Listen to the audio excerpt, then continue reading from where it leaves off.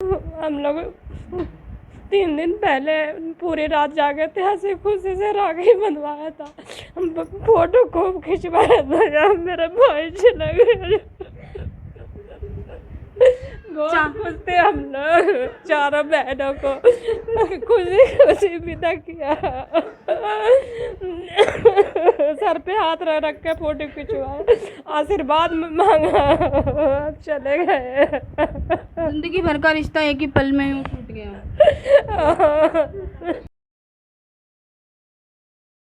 आप देख सकते हैं ये 4 बहनें हैं। राखी के महज 3-4 दिन ही हुए हैं और इनका भाई जो है वो चल बसा है। इनका दुख की अभी हम लोग सोच भी नहीं सकते कि इस समय उनकी क्या दुर्दशा चल रही है। आइए कर दीजिए। 3-4 महीने पहले शादी हुई है। जरा सी उस लड़की की कोई उम्र नहीं है, उसकी जिंदगी का क्या होगा। 60-70 साल के माँ बाप है, उन माँ बाप का क्या होगा। और 2-3 बहनें उसके ऊपर रहती थी। जो बहन एक है जिसको एक लड़की भी है, वो बिना आदमी के यहाँ रहती है, उसका भी उसके ऊपर ही बोझ था। वो पूरा परिवार एक तरीके से संभाल रहा था। उस परिवार को आज कौन संभालेगा? प्रशासन संभालेगी या जिसके यहाँ हुआ है वो संभालेगा? कौन संभालेगा उसको? क्योंकि इसका भाई तो उस लायक है नहीं, माँ बाप उस लायक है नहीं, और रिश्तेदार कितने, कौन किसके दिन कितने दिन देगा? 2 दिन, 4 दिन, 6 दिन, और आगे जिंदगी कौन काटेगा इन सबकी? तो इन्हें इंसाफ मिलना चाहिए। लड़के के साथ गलत हुआ है। हम गरीब आदमी हैं, हमारे ऊपर दबाव मिल रहा है कि मत जाओ वहाँ। आप लोग सब मीडिया से हाथ जोड़ के अनुरोध है कि पहले जहाँ पे उसका करंट लगा वहाँ से आप लोग छानबीन करिए, नहीं तो मैं सीबीआई के थ्रू मैं ये केस को आगे बढ़वाना चाहता हूँ। अनुरोध करता हूँ मीडिया से और भारी जनता पब्लिक से कि इसका सीबीआई से जांच कराया जाए। बेचारा 60 साल के माता पिता हैं, क्या करेंगे। एक बेचारा बच्चा था, खा कमा रहा था, माँ को कौन खिलाएगा। उसके 3 महीने पहले शादी हुई है, उस विधवा औरत को क्या बीतेगी उसके ऊपर। शादी मैं तो बर्बाद हो गई हूँ। मैं सारा जमीन जायदाद बेच के बेटे की ब्याह करी थी।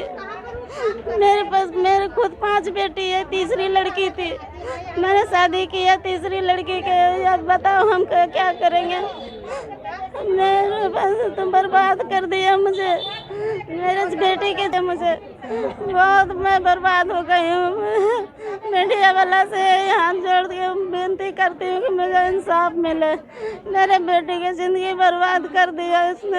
ये इनकी बीवी है जिनकी तकरीबन 3 महीने पहले शादी हुई थी। बहुत अच्छी ज़िंदगी इनकी चल रही थी। इन्हें कहाँ पता था कि अचानक से इस तरह का हादसा कुछ हो जाएगा और ज़िंदगी अचानक से ख़त्म नज़र आएगी। मेरे पीछे आप देख सकते हैं ये 4 बहनें हैं। राखी के महज 3-4 दिन ही हुए हैं और इनका भाई जो है वो चल बसा है। इनका दुख की अभी हम लोग सोच भी नहीं सकते कि इस समय उनकी क्या दुर्दशा चल रही है। आइए हम बात करते हैं। आप सबसे बड़ी बहन हैं? हाँ, मैं बड़ी बहनों सबसे। राखी कितने दिन पहले थी राखी? हम लोग 3 दिन पहले पूरी रात जागे थे, हंसी खुशी से राखी बंधवाया था। हम फोटो खूब खिंचवाया था। मेरा भाई चला गया। बहुत खुश थे हम लोग, चारों बहनों को खुशी खुशी विदा किया। सर पे हाथ रख रख के फोटो खिंचवाया, आशीर्वाद मांगा, चले गए। जिंदगी भर का रिश्ता एक ही पल में यूं टूट गया। और क्या, अब कहाँ से लगता कि किधर से आ रहा मेरा भाई। एक नजर देखो, कहता था कि दीदी टेंशन मत लियो, मैं तेरे साथ दूंगा, तू दुखी रहती है हमेशा। हम किसका साथ में मांगूंगी।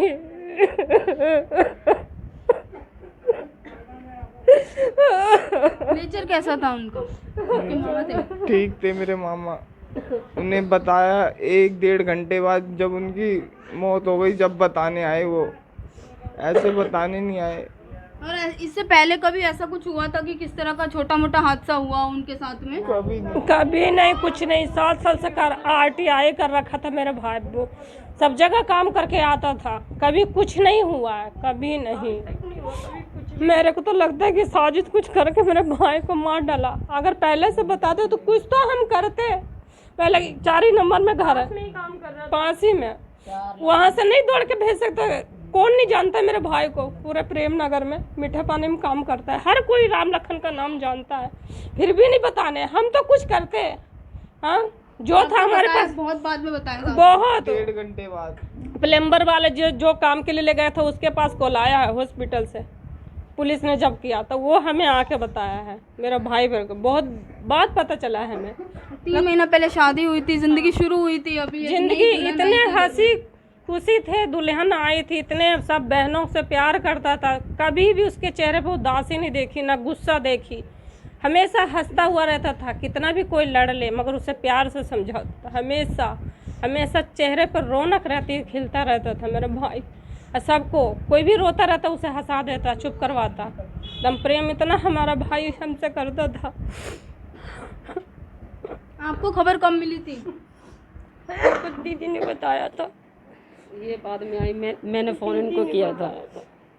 आपने सोचा था कुछ अचानक से इस तरह से जिंदगी नहीं, इसकी ना थोड़ी बहुत कहा सुनी इसकी पहले हुई है, क्योंकि मैं इसी सोफे पे बैठी थी, आया मेरा भाई, अंदर गया तो अंदर बोल रहा था कि मम्मी सो रही है, मैं भी लेट जाता हूँ। वहाँ पे अंधेरे में मम्मी दिखी नहीं।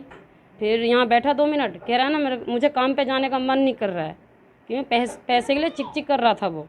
पैसे की बात कुछ और हुई थी और कम किसके साथ गए थे? हाँ, जो जिसने बुलाया था घर पे, वो पैसे कम दे रहा था। कह रहा था जाने का मन नहीं है, लेकिन ये बार बार बुला रहा है मुझे, तो जाता हूँ, 10-15 मिनट का काम है, मैं चला आऊँगा। मैं यहीं बैठी थी सोफे पे, वो यहीं कुर्सी पे बैठा था मेरे सामने। तो आप कभी मना करते थे ये काम करने के लिए? आप सब लोग नहीं, वो कोर्स कर रखा था आईटी का, तो मना क्यों करेंगे? पूरे प्रोफेशनल थे। हाँ, वो सीख रखे थे, सर्टिफिकेट सब चीज़ गया है। कभी कुछ नहीं, 10 साल से हो गए, 10-12 साल से काम कर रहा है मेरा भाई, कभी कुछ नहीं हुआ। तो गलती तो वो कर ही नहीं सकते थे। और क्या, आईटी का कोर्स कर रखा था मेरा भाई, ऐसा कुछ हो ही नहीं सकता कि हाँ लापरवाह हो, ऐसा कुछ नहीं है। अच्छा, तो तार शायद नंगी तार गई हुई थी, उस पर करंट बहुत ज्यादा मात्रा में आ रहा था, ऐसा कुछ? अब वो तो हमें पता नहीं। यहाँ से मेरा भाई गया, बार बार बुला रहे थे, इसका जाने का मन नहीं था। फिर यहाँ से मेरा भाई गया होगा, मेरे से बात करने के बाद ही निकल गया था, 10-15 मिनट बाद। फिर जाके 4-5 बजे मेरे पास खबर आई कि हाँ मतलब उनकी डेट हो गई है। मैं यहाँ से भाभी को लेके, बुआ, मैं, भाभी, पापा, हम सारे गए हॉस्पिटल के गेट से, हमें वापस भेज दिया गया। हमें उसकी फ़ोटो, वो क्या कहते हैं, उसकी लाश तक देखने के लिए नहीं दिया। एंड टाइम पे देखी थी? हाँ, पोस्टमार्टम के पहले देखी थी लाश बस। और जो साथ में थे वो मिले आपको बाद में? नहीं, बाद में नहीं मिले। मैंने उनकी शक्ल भी नहीं देखी।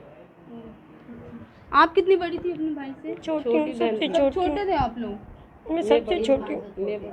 तो वो अकेले कमाने वाले मेंबर थे घर के?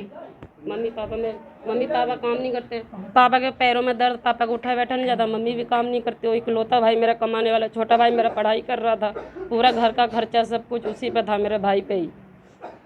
और अभी नई बहू आई थी, उनका भी और पुलिस वाले भी देखिए, पुलिस वाले, मेरा भाई गवाही दिया ना, गवाही भाई की लिया ना कुछ लिया, गवाही भी नहीं लिया। और जब हम 100 नंबर सुबह बुलाएं तो हमें डांट रहा था कि तुमने 100 नंबर क्यों बुलाए। मैंने बोला कि हमारे तरफ से कोई गवाही भी नहीं हुई है, कुछ नहीं हुई है। तो कह रहा नहीं, तुम्हारा एफआईआर तो दर्ज हो गया, हमें बताया भी नहीं गया।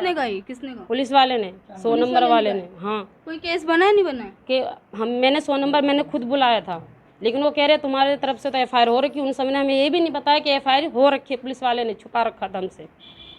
हमने सुबह 100 नंबर मैंने 6 बजे 7 बजे मैंने ही बुलाया था। और जिसके घर गए थे उसके घर गई थी एड्रेस लेने के लिए, केस डालना था ना, मैं मतलब एप्लीकेशन लगाना था, तो उसके घर गई तो उन सब ने 100 नंबर बुला लिया। तो पुलिस वाले मुझे से ही बात हुई थी, पुलिस वाला मुझसे बोला कि दोबारा उनके घर मत जाना। अच्छा, पुलिस वाले ने उल्टा धमका दिया? हाँ, उल्टा हमें बोला। हम थाने भी गए थे एफआईआर की कॉपी लेने, तो उस टाइम हमें बोला कि एफआईआर की कॉपी पोस्टमार्टम रिपोर्ट के साथ ही, वो पोस्टमार्टम होगा तब मिलेगा। अच्छा,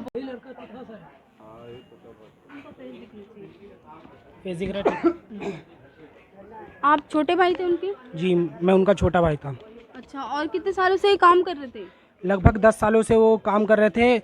आईटीआई धीरपुर से वो आईटीआई उन्होंने की भी हुई थी, उनके पास उनका सर्टिफिकेट भी है।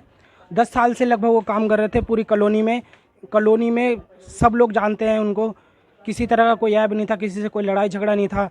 कभी कोई हमारे घर पे शिकायत लेके नहीं आया है कि आपके भाई ने या इस फलाने आदमी ने काम गलत किया है। उसकी बहुत चर्चा थी, लोग उनको बुला बुला के ले जाते थे कि भाई आपने बहुत अच्छा काम किया है, हमारे पड़ोस में भी काम हो रहा है, वहाँ पे आप कर दीजिए। प्यार मोहब्बत से काम करने वाला था। लोग आते थे पुराने कस्टमर, उनसे भी थोड़ा डिस्काउंट में काम करता था उनसे, ताकि जो कस्टमर है उनसे भी अपना अच्छा व्यवहार रहे। अच्छा व्यवहार वाला व्यक्ति था वो बिल्कुल ही, और उसके साथ ये हो गया। तो आपको ऐसा लगता है कि कोई साजिश इसके पीछे है? जी मैम, इसके पीछे साजिश है। 1 बजे जब मैं घर पे था उस दिन, 1 बजे मैंने अपने भाई को देखा। फिर मैं दोस्तों के साथ थोड़ा निकल गया टहलने के लिए। जब मैं घर आया वापस, मैंने अपने भाई को रास्ते में फ़ोन किया था। मैं थोड़ा खाने पीने निकला था, ठीक है। मैंने अपने भाई को फ़ोन किया, मैं जस्ट देख के गया था मेरा भाई घर पे है। मैंने अपने भाई को फ़ोन किया कि भाई मैं ये खा रहा हूँ, तेरे लिए लेके आऊँ, भाभी के लिए लेके आऊँ, फैमिली के लिए लेके आऊँ। मेरे भाई ने फ़ोन नहीं उठाया। मैंने सोचा जस्ट बिज़ी होगा काम में। मैं घर पे आया, 1-2 घंटे बैठा, ठीक है। अचानक से मेरे कज़न ब्रदर हैं, उन्हीं के साथ पहले काम करते थे, अब नहीं करते, वो अलग से अब काम करते हैं। उन्होंने मुझे बताया कि शायद तुम्हारा भाई है, उसको करंट लग गया है।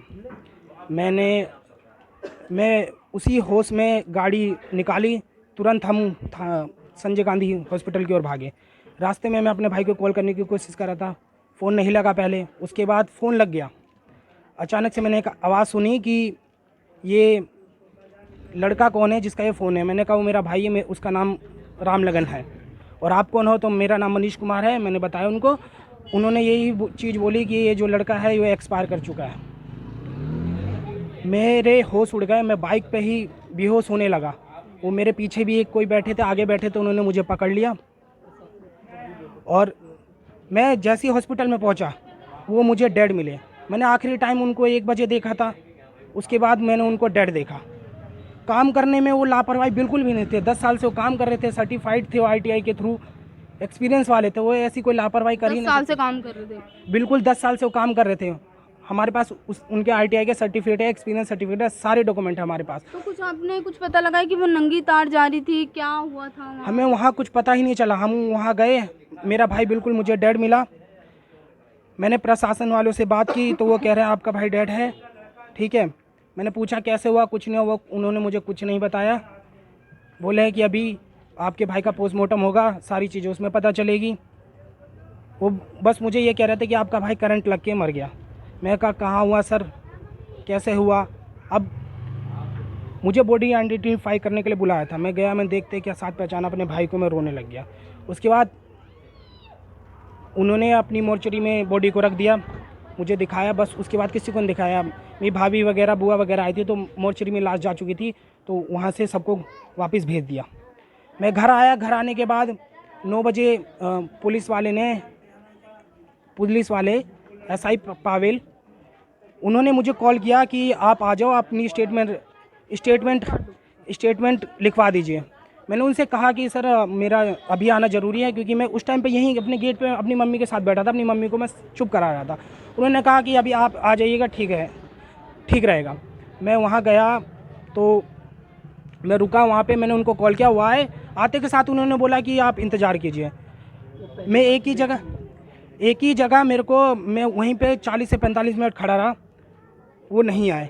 उसके बाद 50 मिनट समथिंग, 1 आवर के बाद वो लगभग आए। उन्होंने कहा कि आप घर जा सकते हो। मैंने कहा सर आपने स्टेटमेंट के बुलाया, मैं मम्मी को छोड़ के आया हूँ, क्योंकि ज़रूरी काम है, मेरे भाई को इंसाफ मिलना चाहिए, क्या हो रहा है क्या नहीं हुआ। उन्होंने बोला कि नहीं आप जाओ, कोई दिक्कत नहीं है, ठीक है। बस इतना, पुलिस तरफ की वजह से कोई कार्रवाई नहीं हुई। उम्मीद है कि पुलिस वाले ने रिश्वत खाया और हमारे साले की कोई कार्रवाई नहीं हो रही है। आज 3 दिन हो गया करीब, कोई कार्रवाई नहीं है। अगर यहीं पे गली में किसी के साथ 2 थप्पड़ मार दिए तो 100 पुलिस वाले आ जाएंगे। हमारे घर में मर्डर हो गया, नहीं समझ लो, एक हिसाब से, मेरे हिसाब से, मेरे 99% मैं उम्मीद करता हूँ कि उसके साथ मर्डर हुआ, मर्डर वाली केस का कोई बदला निकाला गया। आज तक कोई कहानी नहीं हुई है, 3 दिन हो गया करीब, कोई कहानी नहीं, कोई पुलिस वाले ने कोई एक्शन नहीं लिया। और जिनके घर में गए थे उन्हें ध्यान रखना चाहिए था। और वहाँ भी कोई एक्शन नहीं हुआ कि कैसे क्या हुआ। वहाँ जरा पुलिस वाले जाके छानबीन करते, कोई मतलब नहीं। 80% मुझे उम्मीद है कि पुलिस वाले ने 1-2 लाख रुपए घूस खाया, रिश्वत खाई। हम गरीब आदमी हैं, हमारे ऊपर दबाव मिल रहा है कि मत जाओ वहाँ। आप लोग सब मीडिया से हाथ जोड़ के अनुरोध है कि पहले जहाँ पे उसका करंट लगा वहाँ से आप लोग छानबीन करिए, नहीं तो मैं CBI के थ्रू मैं ये केस को आगे बढ़वाना चाहता हूँ। अनुरोध करता हूँ मीडिया से और भारी जनता पब्लिक से कि इसका CBI से जांच कराया जाए। बेचारा 60 साल के माता पिता हैं, क्या करेंगे। एक बेचारा बच्चा था, खा कमा रहा था। बच्चे माँ को कौन खिलाएगा? उसके 3 महीने पहले शादी हुई है, उस विधवा औरत को क्या बीतेगी उसके ऊपर? आप जीजा हैं उनके? मैं उनका बीच वाला जीजा हूँ। क्या बीतेगा? 60 साल के माँ बुजुर्ग हैं, ना तो कोई केंद्र सरकार, अभी तक 3 दिन हो गया, एक गली में अगर किसी से हाथापाई हो 100 पुलिस वाले आ जाएंगे। और यहाँ ऐसा तो कांड हो गया, कोई भी नहीं आया, कोई पूछने नहीं आया। हमारे ऋतुराज विधायक है, क्या उनके कानों में ये सब नहीं खबर जाता है? उनके हम लोग वोट दे के उनको जिताए हैं, नहीं खबर है कि प्रेमनगर में क्या कांड हो रहा है? इस तरह की कभी खबरें आपने और सुनी थी करंट की, या फिर ये जानबूझ के किया गया? मुझे तो मैं 120% मेरा दिल मानता है कि मेरे साले को साथ बुला के ले गया है और जबरदस्ती बुला के लेके गए थे। जबरदस्ती बुला के ले गया है। और ये सावधानी बरतता था। और मेरा घर का मीटर भी उसी ने ठीक किया, सब कुछ किया, और भी आस पड़ोस में घरों के काम किया। बिना सावधानी के वो काम नहीं करता था।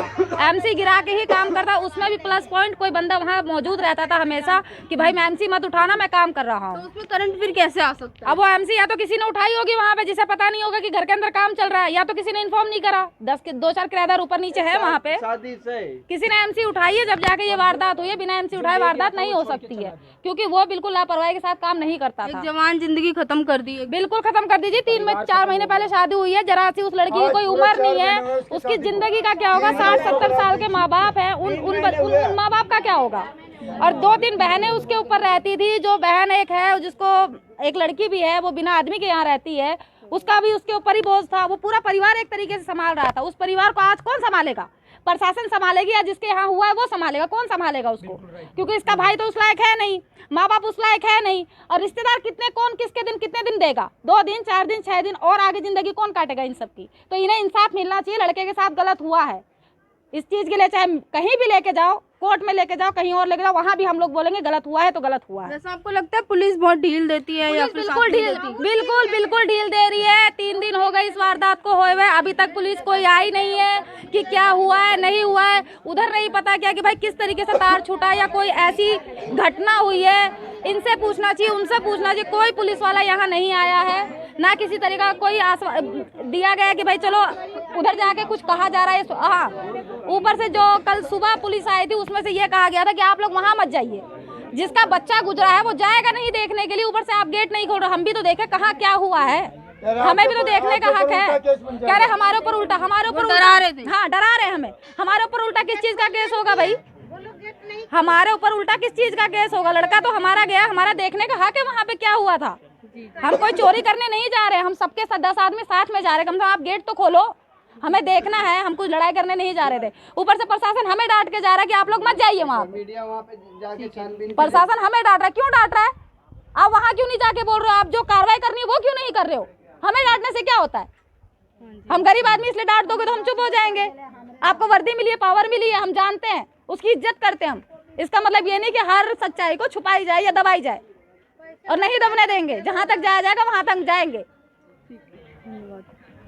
मैं ये कहना चाहूँगी कि रिश्तेदार और साथियों के साथ साथ कल सुबह यहाँ पीसीआर की गाड़ी आई थी। जब मैं उस टाइम कि भाई ये देखने के लिए जा रही हैं औरतें, इनको देखने क्यों नहीं दिया जा रहा?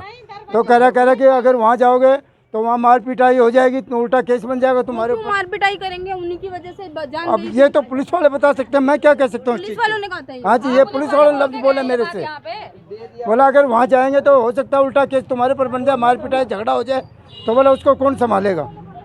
मैं जी ठीक है ना, हम बच्चों को मना करते थे और क्या करेंगे। तो अभी कहने कि आम इंसान की कहीं भी सुनवाई नहीं होती है। नहीं, कोई सुनवाई नहीं। और कल सुबह जैसे पहले पीसीआर की गाड़ी आई थी, फिर थाने से 2 पुलिस वाले आए थे, उन्होंने भी यही कहा, बोले कि वहाँ मत जाना बिल्कुल भी तुम। तो अभी आप ये कहना चाहते हैं कि इनको न्याय मिलना चाहिए और साथ ही साथ मुआवजा भी मिलना चाहिए? क्योंकि कल 12 बजे लड़का ये कह रहा था, बोला कि अंकल आज मैं इंडिया और पाकिस्तान का मैच है, बोला अब ये काम करके आने के बाद मैं इंडिया और पाकिस्तान का मैच देखूंगा। उसके बाद वो गया काम पे, वहाँ से वापसी नहीं आया 12 बजे बाद। वो 1 बजे यहाँ से निकला था, उसके बाद वापसी आया नहीं। और उसके बाद हार्डवेयर की दुकान पे उसने फ़ोन किया जो लेके गया था, और हार्डवेयर की दुकान वाले ने किसी और को फ़ोन किया, जब वो यहाँ से 4-5 लड़के लेके हॉस्पिटल गया है। और जब जाके हार्डवेयर वाला भी ये सब साथ जाके जब वहाँ बच्चे को देखा है और उसके बाद जाके ये जो आदमी उसको बुला के लेके गया, उस आदमी का अभी तक कुछ पता नहीं है वो आदमी है कहाँ भाई। जब जो आदमी उसको साथ लेके गया वो आदमी अभी तक सामने क्यों नहीं है?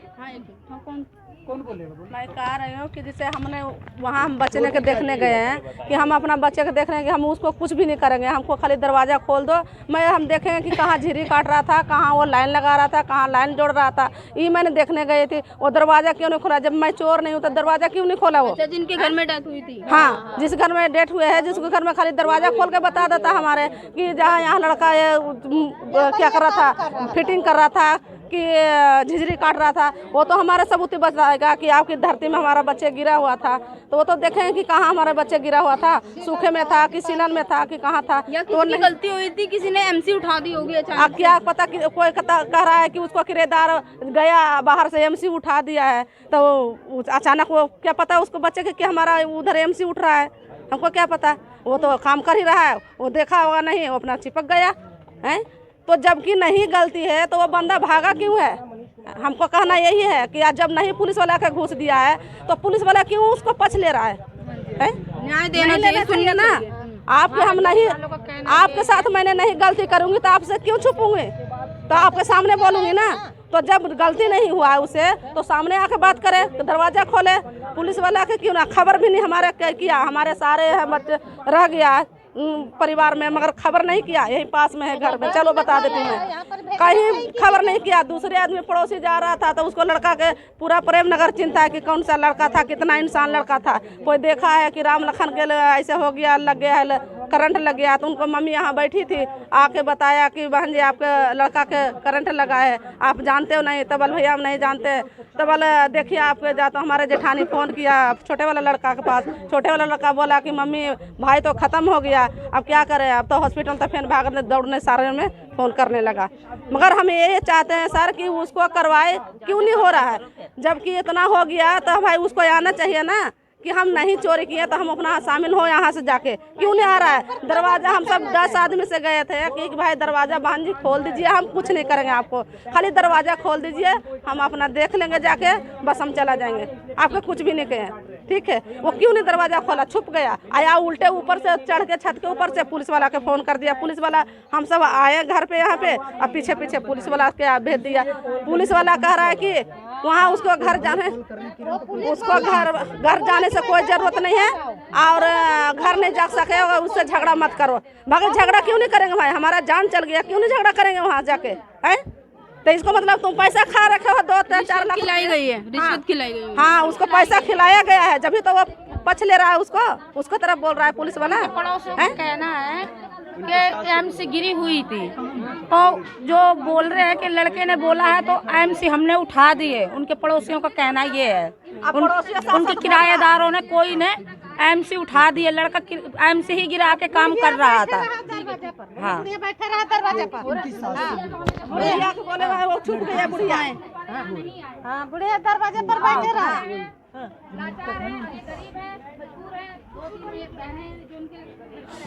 कितने महीना पहले शादी हुई थी? 3 मई के हुआ था, 3 मई। 3 महीना। कहाँ से थी लड़की? हुआ था 3 मई, छतरपुर से। छतरपुर से माँ हूँ, मैं लड़की की माँ हूँ, छतरपुर से। 3 मई के शादी हुआ था मेरे बेटे के। एक अचानक हादसे ने शुरू हुई जिंदगी को ही खत्म अभी कर दिया है। बहुत खत्म कर दिया। कौन दुश्मन लगा था मेरे दामाद के ऊपर? जहाँ काम करने गया था, वो जिसका काम कर रहा था उसको तो वहाँ खड़ा होना चाहिए कि हमारा काम कर रहा है, बिजली के काम है। अकेला लड़का, बिल्कुल अंधेरा घर है जहाँ काम करवा रहा था, बिल्कुल अंधेरा है। वहाँ तो कोई टॉर्च दिखाने के लिए चाहे कोई लाइट जलाता, अंधेरा में बेचारा काम कर रहा था। अगर लगा भी था तो अचानक से लेके जाना चाहिए था। कोई अगर वहाँ होता तो कोई तो शोर मचाता कि हाँ भैया करंट लग गया है, तो गली वाला दौड़ता।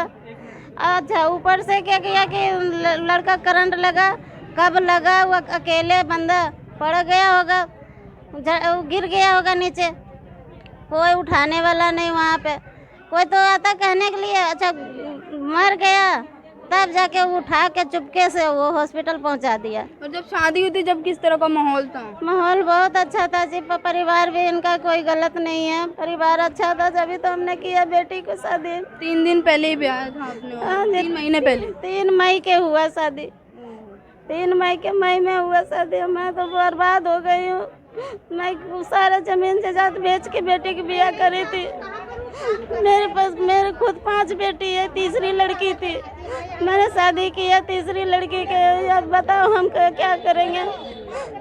मेरे पास तो बर्बाद कर दिया मुझे, मेरे बेटी की जिंदगी बर्बाद कर दिया। कुदरत का कहर हम इस तरह देख सकते हैं कि ज़मीन जायदाद बेच के 3 महीने पहले शादी की थी और अचानक उनका घर संसार उजड़ गया है। उनके पति की अचानक से मृत्यु हो गई है। इस माँ का रो रो कर बुरा हाल है। हम यही चाहेंगे प्रशासन से कि इनको न्याय मिलना चाहिए, साथ ही साथ मुआवजा भी देना चाहिए। मेरे बेटे के हमारा बर्बाद कर दिया जिंदगी, इंसाफ चाहिए मुझे। बहुत मैं बर्बाद हो गई हूँ। मीडिया वाला से हाथ जोड़ के विनती करती हूँ कि मुझे इंसाफ मिले। मेरे बेटे की जिंदगी बर्बाद कर दिया इसने। जितना कमाया नहीं उतना तो क्या पता मार दिया, क्या किया। अंधेरे घर में कम से कम घर में बोलना चाहिए उसके परिवार के माँ बाप को कि हाँ जी आपके बेटा गया था काम करने, हमारे घर में करंट लग गया। टांग टूंगा वो ऑटो करके ले गया हॉस्पिटल। इतना हिम्मत तो पहले माँ बाप को बताना चाहिए। हॉस्पिटल ले जाकर छोड़ाया, हॉस्पिटल वालों ने जाके वहाँ मैं बर्फ में जाकर आईसीयू में छोड़ा है। बताओ पहले भी यहाँ देखता कुछ करता है उपाय घर के परिवार। चलिए हम चल रहे हैं। ठीक है चलो चलते हैं हाँ हमारे साथ चलो, चलते हैं चलो, हमें भी तो पता चल। पड़ोसी भी उनके साथ दे रहे हैं और कह रहे हैं कि ये साजिश हो सकती है। जहां 3-4 दिन पहले राखी बांधी गई थी, 3-4 बहनों ने, उनका पूरा परिवार था, 10 सालों से काम कर रहे थे और लापरवाह तो वह बिल्कुल भी नहीं थे। और इनका कहना है कि वह एमसी गिराकर काम किया करते थे, तो लापरवाही की कोई भी गुंजाइश यहाँ पर हम नहीं देख पा रहे हैं। तो कुछ लोगों की साजिश यहाँ पर हम कह सकते हैं। तो हम और इनका ये भी कहना है कि जो पुलिस वाले हैं वो इनकी बिल्कुल भी नहीं सुन रहे हैं। तो प्रशासन और पुलिस वालों की ढील यहाँ पर दिखाई दे रही है। तो अभी पोस्टमार्टम की रिपोर्ट भी आना बाकी है, तो देखते हैं कि आगे क्या कार्रवाई होगी। और हम ये चाहते हैं कि इनको मुआवजा मिले और न्याय मिले। और ऐसी न्यूज़ देखने के लिए बने रहे हमारे साथ। कैमरामैन निखिल के साथ मैं किरण, समझो दिल्ली।